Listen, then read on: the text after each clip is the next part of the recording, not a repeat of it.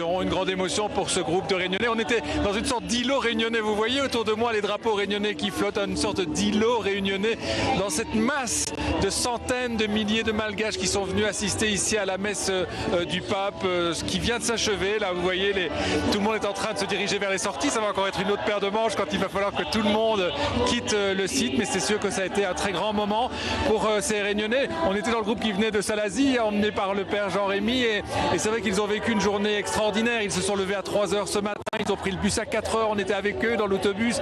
On est arrivé près du site. Il a fallu s'arrêter, marcher encore 1 heure.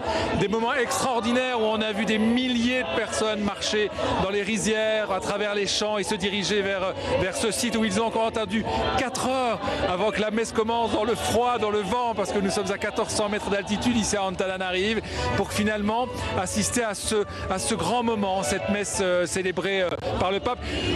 Ils n'ont pas tout compris parce que c'est vrai qu'il y a eu quelques mots en français, puis il y avait beaucoup d'interventions en malgache, il n'y avait pas de traduction, il y avait de l'italien quand le pape s'exprimait, mais ils ont été tous très pris, ils ont chanté, ils avaient les carnets de chant avec eux.